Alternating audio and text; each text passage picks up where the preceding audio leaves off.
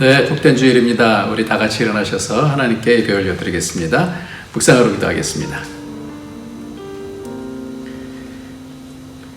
여호와를 기뻐하라. 그가 내 마음의 소원을 내게 이루어 주시리로다. 내 길을 여호와께 맡기라. 그를 의지하면 그가 이루시고 내 의를 빛같이 나타내시며 내 공의를 정오의 빛같이 하시리로다. 아멘. 존귀하신 하나님 아버지, 오늘도 살아계셔서 당신의 자녀들을 붙드시고 이 땅에서 영원한 나라를 갈 수 있는 준비를 할 수 있도록 인도해 주시니 감사합니다. 하나님, 우리가 하나님의 자녀인 줄을 잘 알고 이 땅에서 하나님을 기뻐하고 하나님께 영광을 돌리며 하나님과 더불어서 사는 복된 인생을 살아갈 수 있도록 축복하여 주옵소서. 이 예배를 붙잡아 주옵소서. 예수님의 이름으로 기도합나이다. 아멘. 우리 다 같이 찬송가 15장입니다. 찬송가 15장.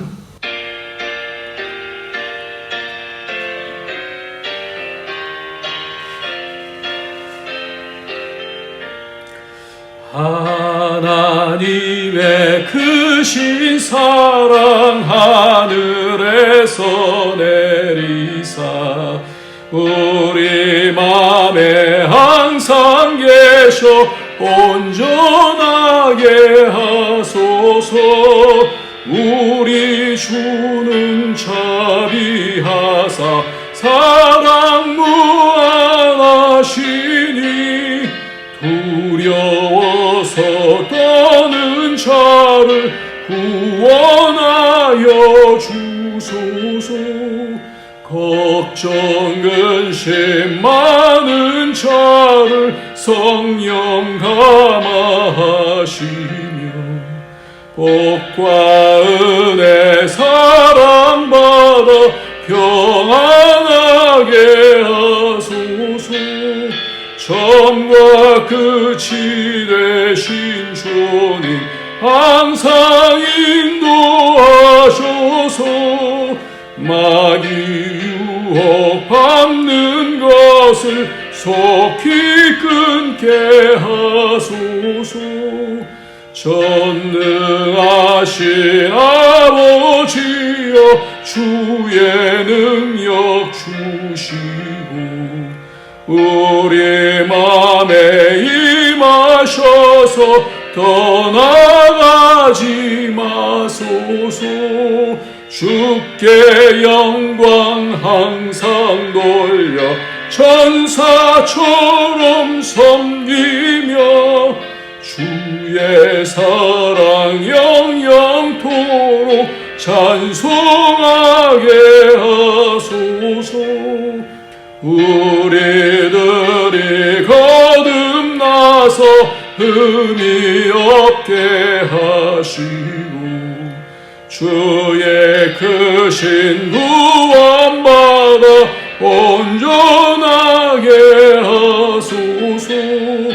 영광에서 영광으로 천국까지 이르러 크신 사랑 감격하여 경배하게 하소서. 아멘. 이 시간에 우리 다 같이 회개하면서 주 앞으로 나가야 됩니다. 회개는 우리에게 너무나 놀라운 복입니다. 우리를 새롭게 합니다. 그리고 하나님께로 나갈 수 있는 그러한 힘을 줍니다. 거룩하게 하기 때문에 그렇습니다. 예수의 피는 우리를 존귀하고 거룩하게 만듭니다. 이 시간에 다 같이 회개하면서 하나님, 우리가 우리의 신분, 영원하신 하나님의 자녀인 것을 망각하고 이 땅 백성처럼 늘 염려하고 좌절하고 낙심하고 절망하고 우울하게 살았던 것들 하나님 씻어주시고 믿음으로 살 수 있도록, 하나님 바라보면서 살 수 있도록, 하나님 말씀으로 살 수 있도록 축복해달라고 우리 다 같이 회개하면서 주 앞으로 나가도록 하겠습니다. 기도하겠습니다.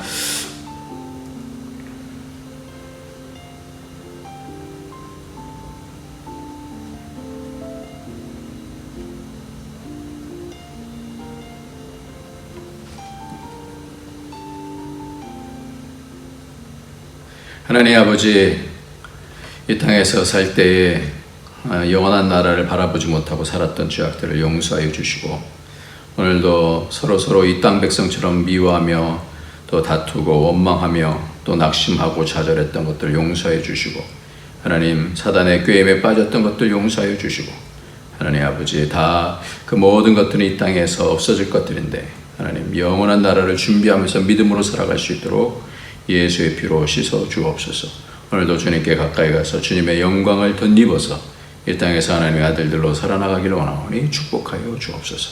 우리 죄를 용서해 주시는 예수님의 이름으로 기도합나이다. 아멘. 네, 이 시간 우리 시간에 하나님의 말씀 보도록 하겠습니다. 하나님의 말씀은 누가복음입니다.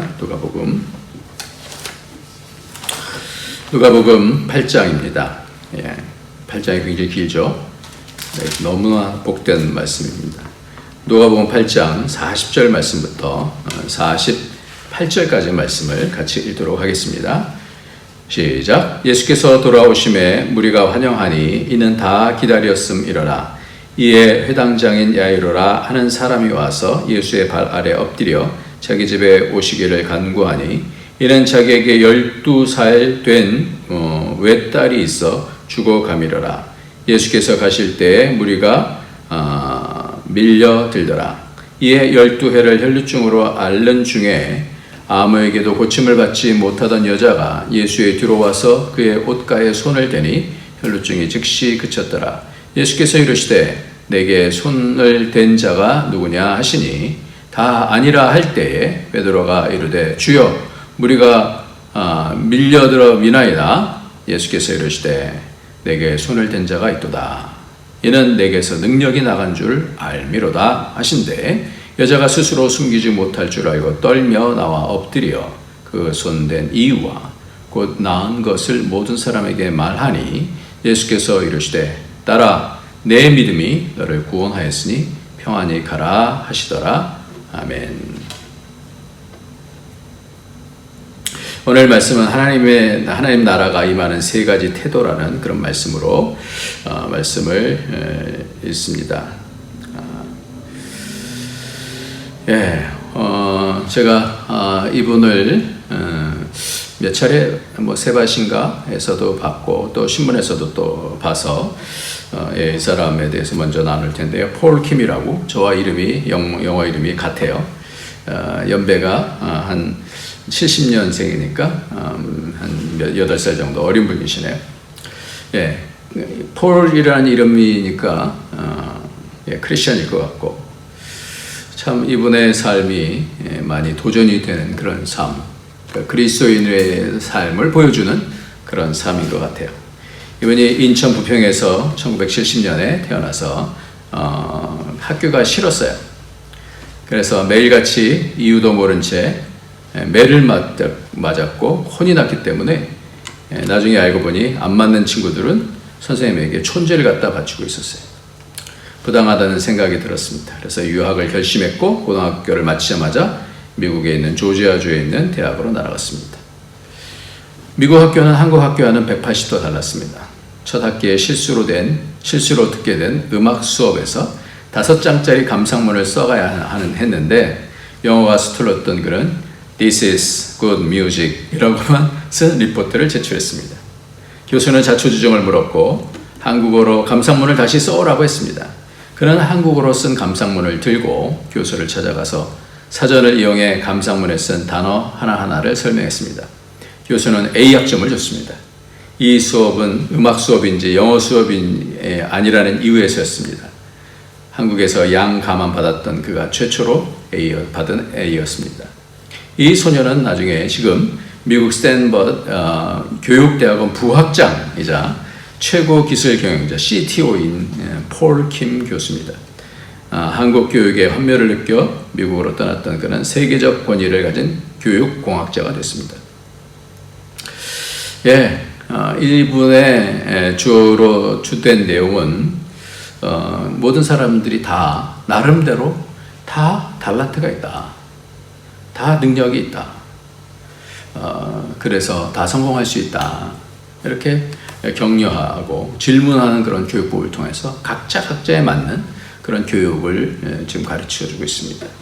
우리도 비전을 가지고 이 땅에서 여러 가지 낙심될 만한 환경도 있고 또 우리 속에서의 여러 가지 부족함인 것도 많이 있지만, 그러나 하나님은 이 땅에 우리를 있게 해주셨을 때 곳곳에서 다 하나님 나라를 이 땅에 세울 수 있도록 그렇게 보내주신 줄 믿습니다.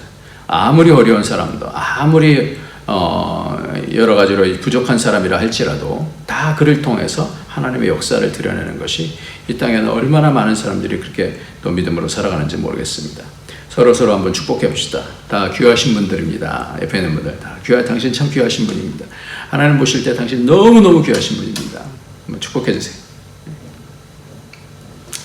계속 우리가 하나님 나라는 복음 전파와 귀신이 떠나가고 병이 고침을 받으면서 이루어진다라고 말씀을 했습니다. 어떻게 하면 그런 병이 고쳐지는가?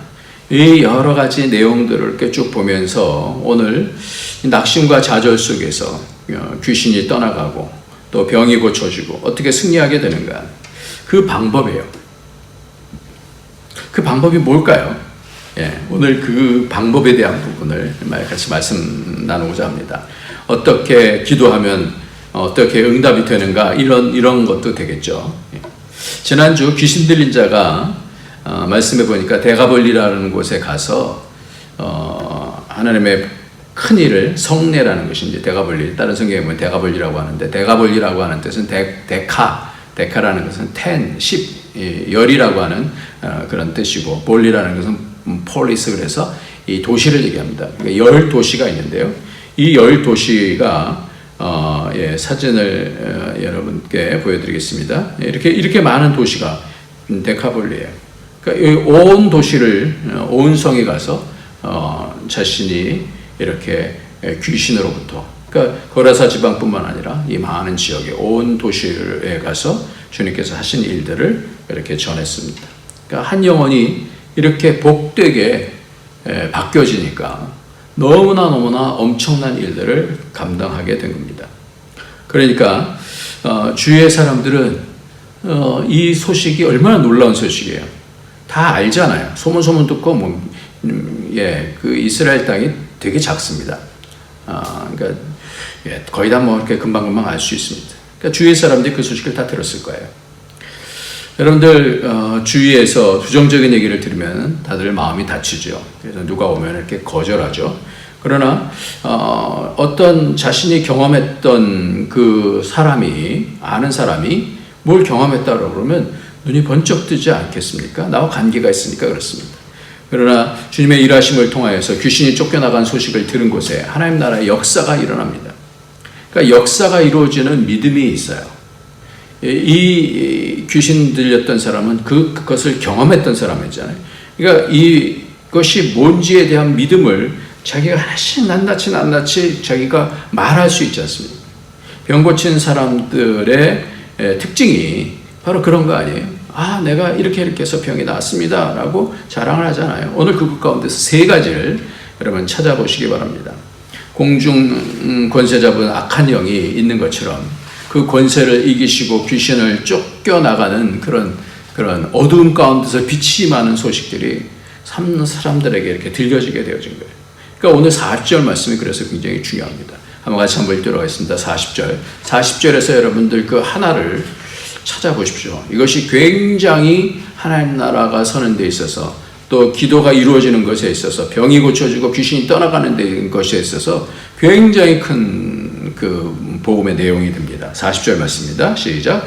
예수께서 돌아오심에 무리가 환영하니, 예수께서 돌아오심에 무리가 환영하니 이는 다 기다렸음이로라. 그러니까 하나님 나라가 오게 되어지는, 역사가 일어나는 그런 믿음은 첫 번째가 뭐라고요? 환영하는 거예요. 주님을 환영하는 거예요. 그래서 요한복음 1장 12절부터 14절까지 말씀도 자기 땅에 오매 자기 백성이 영접지 아니하였으나 영접하는 자, 이게 환영이라는 단어가 영접이라는 단어가 똑같은 단어예요. 영접하는 자, 곧 그 이름을 믿는 자들에게 하나님의 자녀가 되는 권세를 주셨으니 이는 혈통으로나 육정으로나 사람의 뜻으로 나지 아니고 오직 하나님께로서 난 자들이니라. 그러니까 환영하게 되어질 때 하나님께로부터 나아진다는 거예요. 영접이 그 깊이가 다 다르겠죠. 여기서 보니까 기다렸다 그랬어요. 예수님께서 오시기를 그 귀신 들린 자가 나은 것을 통하여서 듣고 나서는 마음에 사모함이 생겼어요. 그래서 기다렸어요. 그래서 오시니까 막 환영하는 거예요. 그 깊이가 다른 거예요. 이게 믿음에 있어서 가장 중요한 부분이에요.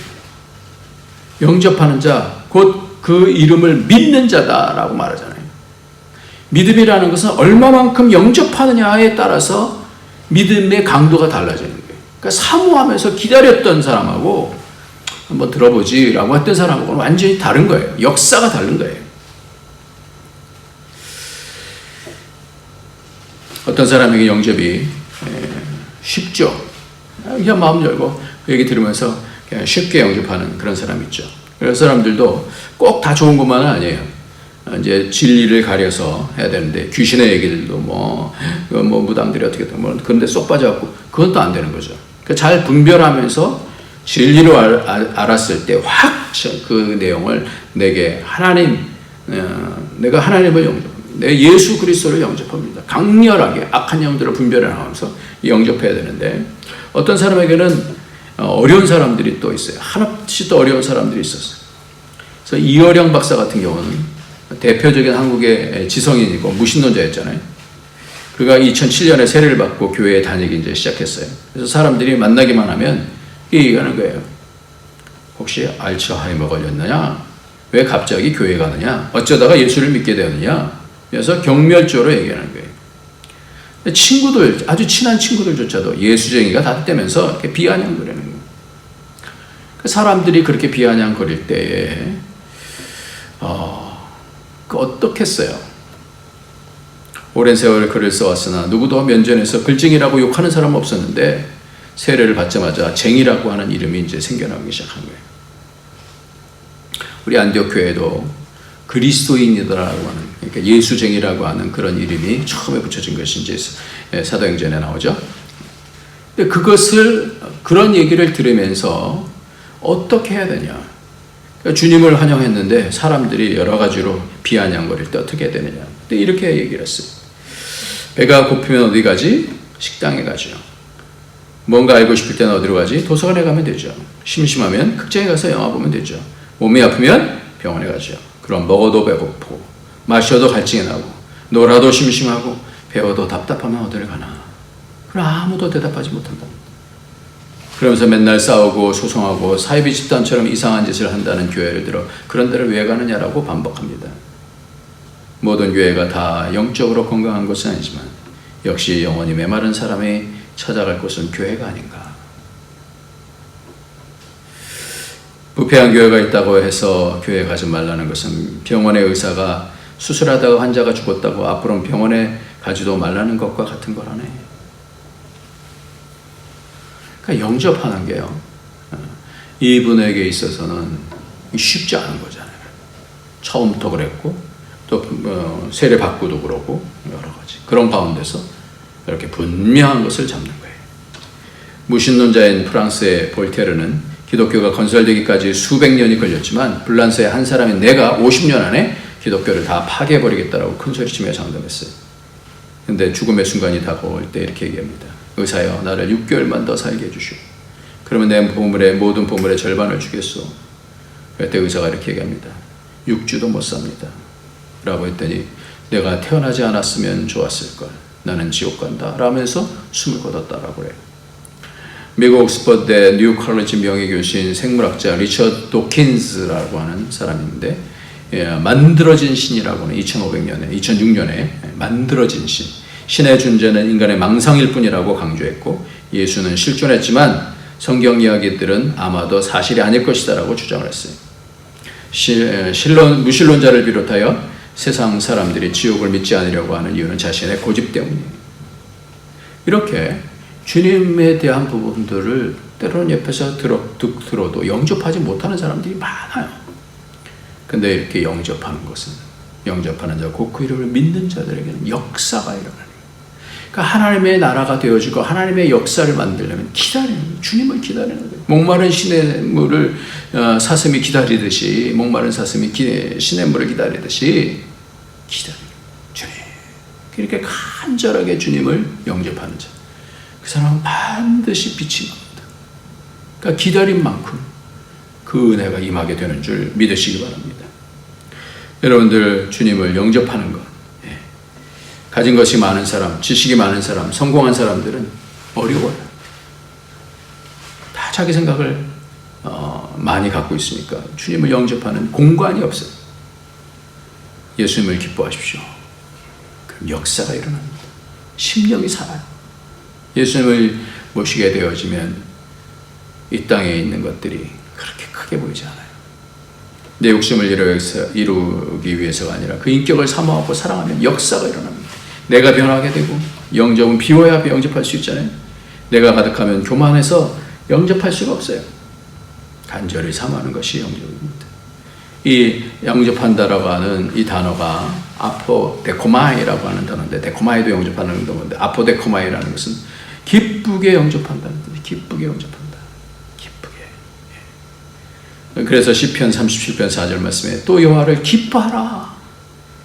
그가 내 마음의 소원을 내게 이루어 주시리로다. 아멘.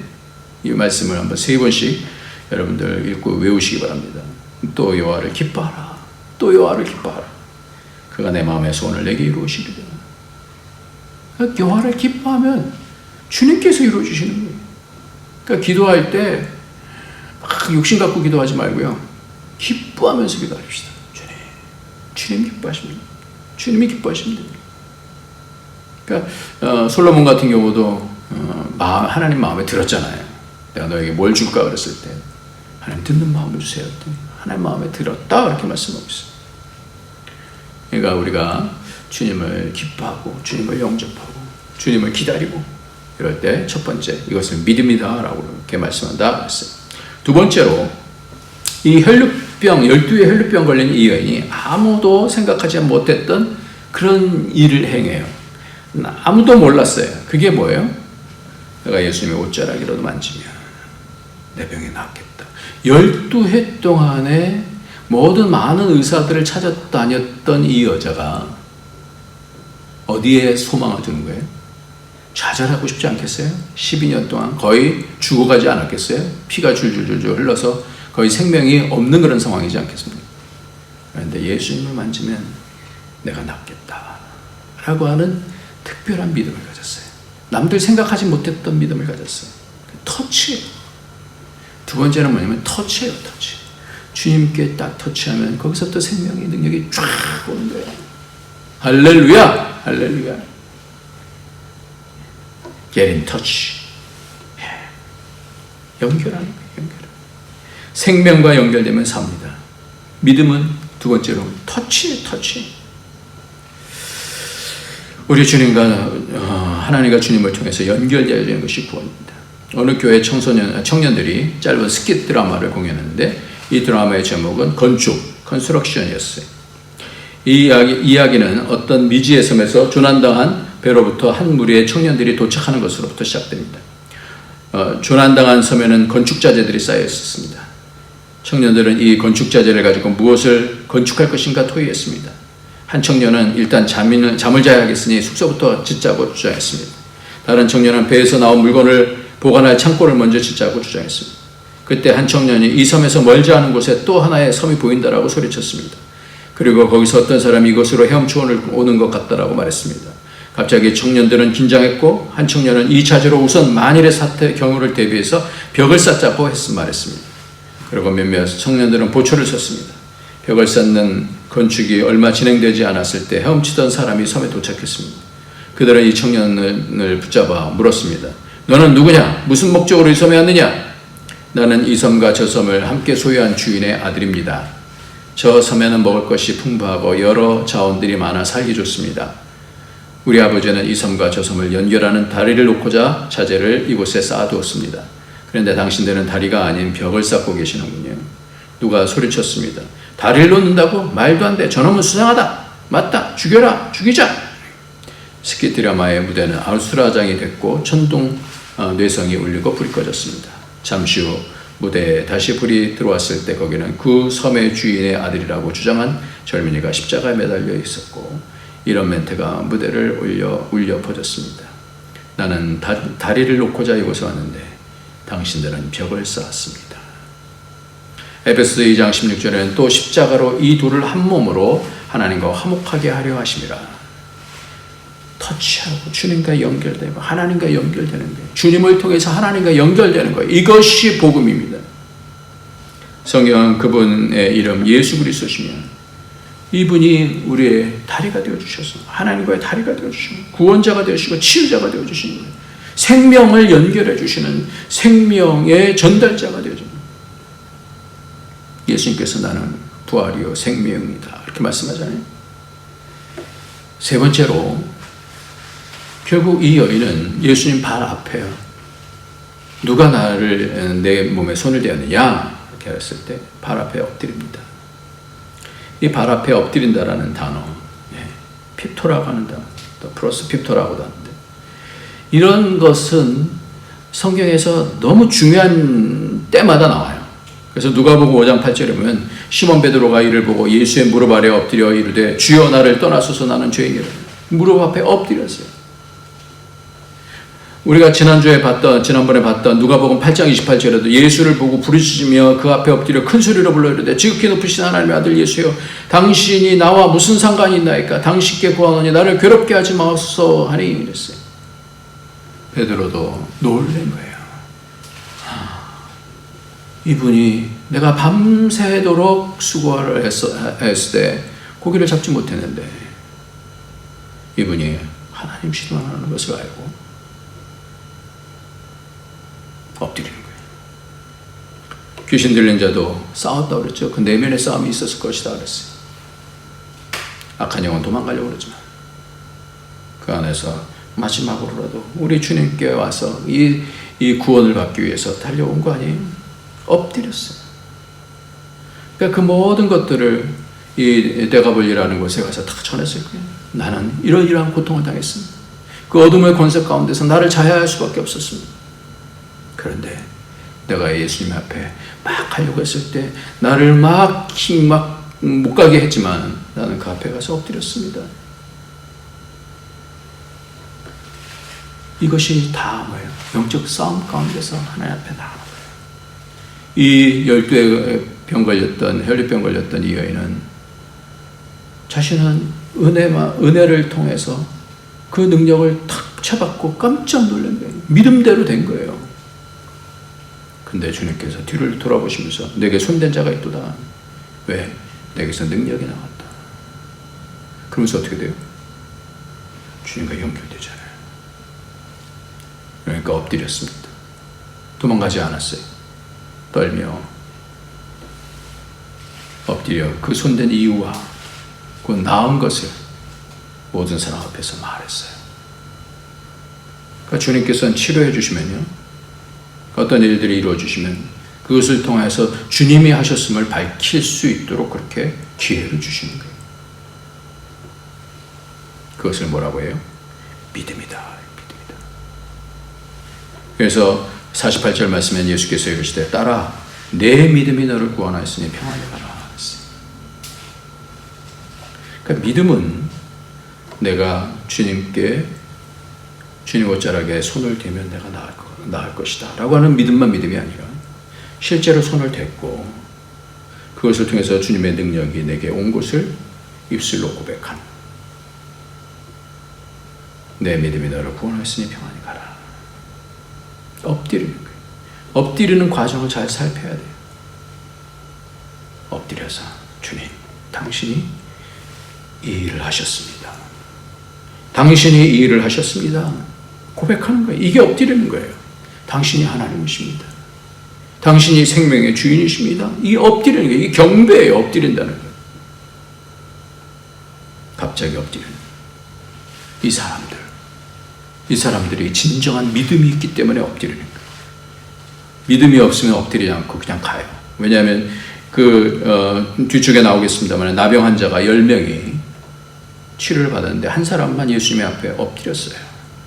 그러니까 예수님께서 뭐라고 하나 보세요.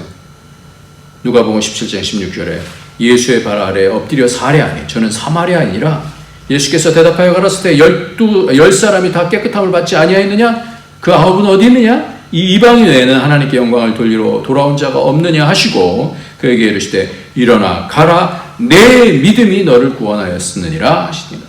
또 말씀하여 내 믿음. 주님께서 와서 하나님께 영광을 돌리면서 주님 감사합니다. 주님을 인정하는 것을 믿음이다라고 해요. 여기까지 오는 거예요. 첫 번째는 뭐라고요? 우리가 첫 번째에 주님을 영접하는 거. 주님 앞에 주님을 영접하는 거. 간절한 마음으로, 감사한 마음으로 영접을 해요. 그런 역사가 일어나야 되잖아요. 터치가 있어야 되는 거예요. 주님. 실제적인 삶의 행위가 있어야 되는 거예요. 연결되어 주는 거예요. 생명과 연결되어 주는 거예요. 그 다음에 생명으로부터 능력이 확 다가오잖아요. 그럼 그것을 어떻게 하는 거예요? 그것을 고백하는 거예요. 주님께서 하셨습니다. 엎드려서 이분이 하나님이십니다. 하나님께서 예수님께서 영광을 받으시잖아요. 믿음은 생각만으로 되는 것이 아닙니다. 발을 옮기고 인격적으로 앞으로 나와야 진짜 믿음이 되어야 됩니다. 그래야 하나님을 경험할 수 있는 거예요. 머리로서 아는 거 아니에요. 안다라는 것은 경험한다라는 단어예요. 모세도 하나님과 가까이 갈 때 그 영향이 있게 되어졌습니다. 가까이 가면 믿음의 역사가 일어나는 거예요. 들려주는 거예요. 예. 조선의 사울이라고 불려지는 한 사람이 있었습니다. 그는 선교사를 때려 눕힌 평양의 깡패 두목이었습니다. 그랬던 그가 하나님을 만난 후 예수님을 전도하는 전도자가 되었고 평양의 어두운 밤 하늘을 밝힌 한국의 새벽별이 되었고 한국교회가 최초로 파송한 선교사가 되었습니다. 그는 바로 한국 최초의 7분 목사님들 중 한 분인 이기풍 목사님이었습니다. 그는 가난한 농민의 아들로 태어나 어릴 적부터 돈과 권력을 가진 자들을 미워했습니다. 특히 외국인들을 싫어했는데 세뮤얼 마페 선교사님, 저희 할아버지도 전도하신 분이에요. 이분이 세뮤얼 마페 선교사님이 평양에 와서 죄를 회개하고 예수를 믿어라 외치는 소리가 너무 듣기 싫어서 선교사님에게 돌을 던져서 그 턱을 부셨습니다. 그가 설립하는 교회당까지 때려 부셨습니다. 어느 날 그는 꿈에서 예수님의 환상을 보았습니다. 기풍아 기풍아 왜 나를 핍박하느냐. 너는 나의 복음의 증인이 될 사람이다. 그리고 어느 날 그의 앞에 이상한 옷차림을 한 서양 선교사인 스왈렌 선교사님이 나타났습니다. 그가 이 기풍을 보자 죄를 회개하고 예수를 믿으라고 소리를 질렀습니다. 그 소리는 마치 하늘로부터 들려오는 물의 소리와 같았습니다. 결국 이기풍 이기풍은 선교사님 앞에 무릎을 꿇고 죄를 회개하고 예수를 믿게 되어졌습니다. 무릎을 꿇고 나오는 거예요. 이게 뭐예요? 하나님 당신이 하십니다. 자기를 낮추는 거예요. 자기를 낮추고 당신 하나님이 하십니다. 용서를 구했어요. 마포 3열 세뮤얼 마페 선교사님을 찾아가서 그 앞에 무릎을 꿇어서 100배 사죄하고 용서를 구했습니다. 세뮤얼 마페 선교사님은 잃었던 양 한 마리가 온 것을 보고는 뜨거운 감사의 눈물을 흘렸다고 해요. 그로부터 이기풍은 평양 시내를 두루다니며 예수를 전도하는 전도자가 되었습니다.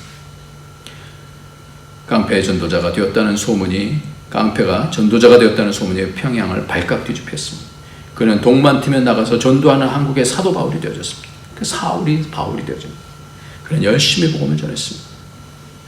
그러나 자기가 예수를 전하기에는 너무 부족하다는 것을 깨닫고 1903년에 평양신학교에 입학해서 전도자와 목회자로서의 훈련을 받게 되었고 결국 한국교회의 부흥의 역사가 일어났던 해인 1907년 평양 장대한교회에서 한국교회 최초 7인 목사들 중에 한 사람으로 안수를 받게 되어졌고 장로교회의 결정에 따라서 제주도 선교사로 공식 첫 번째 선교사로 파송이 됐는데 당시 제주도는 약 11만 명의 인구를 가진 한적한 섬이었습니다. 기독교에 대한 반감과 적개심이 가득해 복음을 전하기 가장 어려웠던 그런 상황이었습니다. 그런 미신과 우상이 가득했던 곳에서 이기풍 선교사님이 목사님 가서 여러 난간에 부딪히며 매를 맞고 굴욕을 당하고 린치를 당하기도 하지만 꾸준히 전도자의 길을 걸었습니다. 그리고 일제치하에서 한국교회가 심한 박해와 실화를 겪을 때 담대하게 한국교회를 지켰고 신사참배를 거부하다 체포되어져서 순천 감옥에 투옥되기도 했습니다. 그는 가정 고문을 겪다가 1942년 6월 20일 77세로 일기를 바울처럼 달려갈 길을 다 마치고 그의 마지막 사명을 순교의 제물로 드렸습니다. 오늘 말씀은 세 가지 기억합시다. 주님을 환영합시다. 주님 영접합시다. 주님을 기다립시다. 주님, 우리 가정에 오십시오. 내 삶에 오십시오. 우리 교회에 충만하여 주옵소서. 영접하는 거예요. 주님 오세요. 기다리는 거예요. 영접하는 거예요. 성령님 오세요. 충만하여 주옵소서. 아멘. 아멘. 그리고는 주님의 일하심 가운데 손을 내미는 거예요. 주님 내미는 거예요. 주님께서 주님이 하시면 됩니다. 그 손을 주님을 꽉 잡는 거예요. 그것을 믿음이다. 그래서 행동이 있는 믿음이 되는 거예요. 실제가 있는 믿음이 되야 됩니다. 세 번째는 엎드리는 거예요. 엎드린다는 것은 나를 항복하는 거거든요. 주님을 경배하는 거거든요. 여러분들 이 세 가지 중에서 가장 잘하는 것부터 하십시오. 거기서부터 출발합시다. 주님을 간절히 사모하는 자는 주님으로부터 충만해질 것이고, 주님과 연결된 자는 그 능력을 덧입게 될 줄 믿습니다. 그 인격을 덧입게 될 줄 믿습니다. 주님 앞에 엎드리는 자, 기도하는 자, 예배하는 자는 하늘의 능력을 덧입게 되어 승리하게 될 줄 믿습니다. 믿음은 뭔가 이 중에서 하나를 더 깊이 하는 하나님 나라가 이루어짐을 밝히고 있습니다. 이런 복이 저와 여러분에게 임하기를 예수님의 이름으로 축복하며 기도합시다. 하나님 아버지 감사합니다. 주의 사랑과 은혜 감사합니다. 여기까지 인도해 주신 주님을 찬양합니다. 주님을 환영합니다. 주님을 영접합니다. 더 우리 가운데 임하여 주셔서 모든 더러운 것들 다 씻어내고 주님 간절히 사모하며 기다리는 교회가 되게 하시고, 가정이 되게 하시고, 인생이 될 수 있도록 도와주시며, 주님 연결될 수 있도록, 터치할 수 있도록 우리에게 믿음 더하여 주시고, 주님께 엎드려 늘 예배하며 하나님을 높이고 하나님을 간증하고 하나님의 말씀을 전할 수 있는 복된 삶을 살아갈 수 있도록 축복하여 주옵소서. 예수님의 이름으로 기도합나이다. 아멘. 우리 다 같이 찬송 부르시겠습니다. 찬송가 384장 나의 갈 길 다가도록.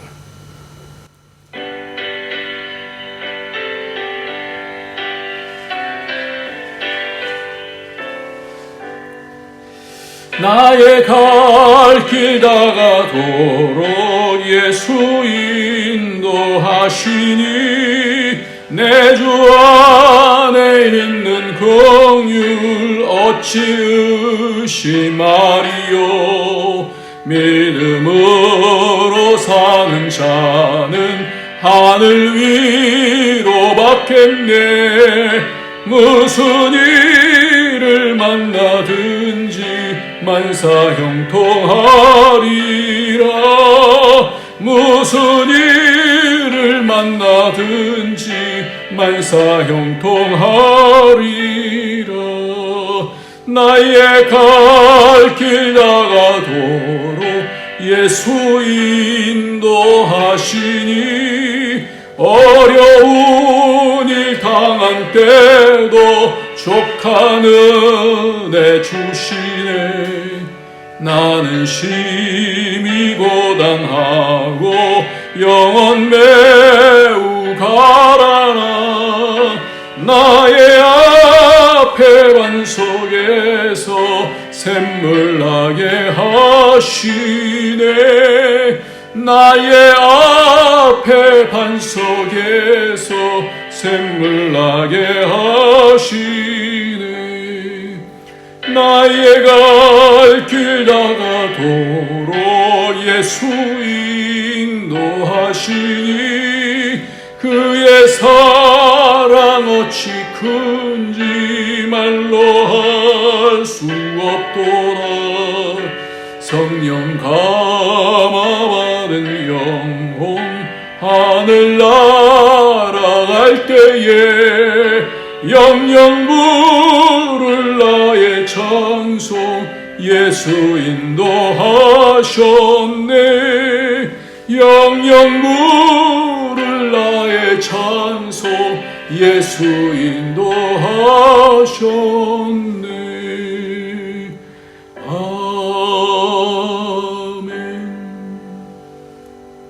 주님, 그렇습니다. 영영토록 우리 인생을 인도해 주시는 주님을 찬양합니다.